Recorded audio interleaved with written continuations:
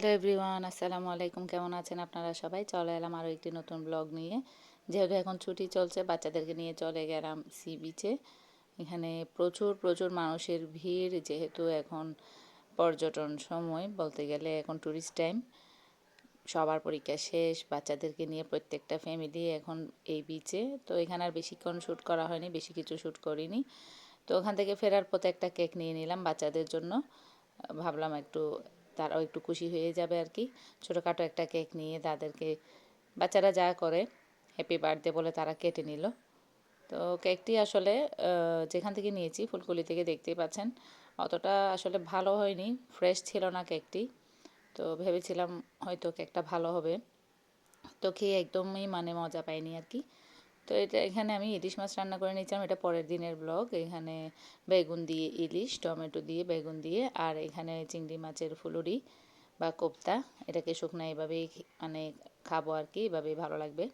তো একটু ডাল ছিল, আর এখানে ছিল দাতিনা মাছের 2 পিস, একটা মাথা একটা লেজ, অল্প অল্প একটু একটু এগুলো আছে। আর এখানে কাঁচামরিচ সিদ্ধ করে নিয়েছি, এটাকে আমি ব্লেন্ড করে নিব। আর এখানে করে নিচ্ছি কলা ভর্তা, কাঁচকলা ভর্তা। এই তো হলুদ আর লবণ দিয়ে একটুখানি সিদ্ধ করে তারপরে এটাকে চটকে নিলাম আর কি। খুবই মজার ছিল এই ভর্তাটি, অন্য দিনের চাইতে আজকের ভর্তাটি মানে খুবই মজার ছিল। আর এখানে আমি একটা রোস্ট করব, যেটা চট্টগ্রামের ঐতিহ্যবাহী দুরুস কুড়া বলে। এটাকে আমি একটু অন্যরকমভাবেই করি, প্রথমে ফ্রাই করে নিই, তারপরে এটাকে গ্রেভি তৈরি করে নিই। অনেকে আছে অনেক রকম, প্রথমে একটু ঝোলের মধ্যে সিদ্ধ করে নিয়ে মরিচ মশলা দিয়ে সিদ্ধ করে নিই, তারপরে তুলে ফ্রাই করে। তবে আমার ওটার চাইতে মানে প্রথমে ফ্রাই করে তারপর গ্রেভি করে নিলে ওটাতেই মানে ভালো লাগে, মাংসটা আর শক্ত হয়ে যায় না। প্রথমে শুরু থেকেই যদি ফ্রাই করে নিই জিনিসটা, একেবারে মানে ঝোল থেকে তুলে ফ্রাই করে নিলে খুবই শক্ত হয়ে যায় জিনিসটা। তো গ্রেভির মধ্যে রাখলে মাংসটা একটু নরম থাকে আর খেতেও ভালো লাগে। আর এদিকে আমি কিছু গরুর মাংস এখানে আগের আর কি কোরবানির মাংস ফ্রাই সিদ্ধ করে হাফ ফ্রাই করে রেখে দিয়েছিলাম, এটাকে ফ্রিজ থেকে বের করে এভাবে হামাদিস্তার যে ইয়াটা আছে, স্ট্যান্ডটা আছে, ওটা দিয়ে ভালো করে দুকে নিয়ে এভাবে মানে মাংসটাকে ছড়িয়ে নিই। তারপর এটাকে আবার মরিচ মশলা সব কিছু দিয়ে এটাকে আবার ফ্রাই করে নিব। খুবই মজা হয় শুকনা মাংস। তারপর এখানে আমি তুলে দিচ্ছিলাম ছাগলের মাংস। আজকে আমার বাসায় যিনি এসেছেন মেহমান, মেহমানদের জন্য আজকে একটু খাবার করব, খাবারের আয়োজন করব, তাই একটু খুবই তাড়াহুড়ার মধ্যে। আর সব কিছু রান্না বান্না যেহেতু একা হাতে নিজেকে সামলে নিতে হয়, তাই সব কিছু করে নিচ্ছিলাম। তো এখন আমি দিয়ে দিচ্ছি ছাগলের মাংস, এখানে নতুন আলু দিয়ে ছাগলের মাংসটা রান্না করে নিব। তো মেহমানরা অবশ্য ঝালটা বেশি খেতে পারে না, তাই আমি ঝালের পরিমাণটাও মরিচের দিকটাও খেয়াল রাখা লাগছে। অবশ্য আমরা মরিচ যা খাই তা হচ্ছে মিষ্টি মরিচ, মানে ঝালটা আমরা মানে ইয়া করি না, রেডি করি না, আমরা সবসময় মিষ্টি মরিচটাই কিনে থাকি বাজার থেকে। তো এখানে ছাগলের মাংসটা প্রায় হয়ে আসছিল, লবণটা চেক করে নিচ্ছিলাম। এরপর আমি শুকনো মাংসটা তুলে দিব। শুকনো মাংসটা আমার ছাড়ানো হয়ে গিয়েছে। এখন আমি সমস্ত মরিচ মশলা আর গরম মশলা সব কিছু দিয়ে তারপর শুকনো মাংসটা দিয়ে দিব। এটাকেও বিভিন্ন ভাগে ভাগে আমি একটু একটু পানি দিয়ে দিয়ে কিছুক্ষণ সিদ্ধের জন্য বসিয়ে দিব, যেহেতু মাংসটা পুরোপুরি হয়নি, এখনও শক্ত আছে। তাই এটাকে মানে একটু নরম করার জন্য এখানে অল্প অল্প পানি দিয়ে দিয়ে এটাকে সিদ্ধতে বসিয়ে দিব।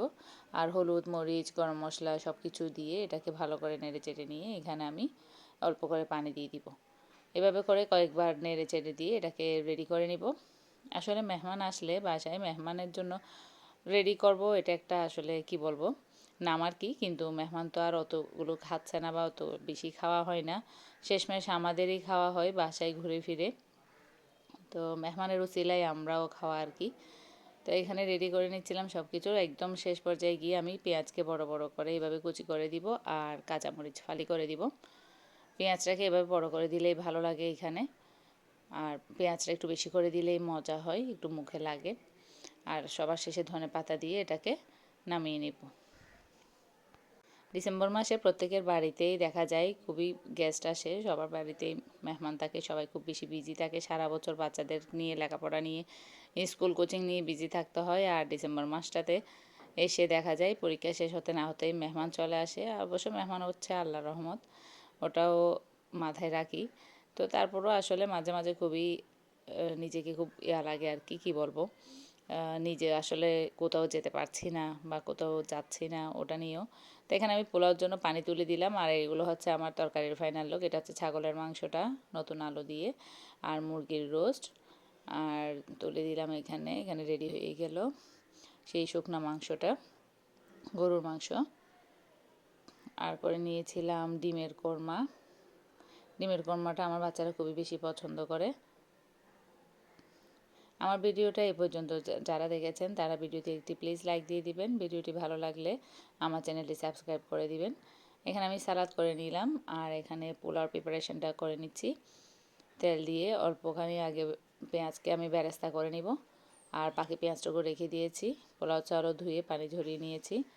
পোলাওটা খুবই ঝরঝরে হয় আর খুবই মজার হয় পোলাওটা খেতে। আর এখানে ইলিশ মাছ, মুরগির রোস্ট, ডিমের কোরমা, তারপর ছাগলের মাংস, তারপর এখানে শুকনা মাংস আর সালাদ। খুব বেশি আইটেম না করলেও যা তৈরি করেছি একা হাতে, এগুলো আসলে সবাই খুব বেশি পছন্দ করেছে, বলেছে খুব বেশি মজার ছিল সব কিছু। আলহামদুলিল্লাহ। তো আজকের ব্লগটি এ পর্যন্তই। আল্লাহ হাফেজ।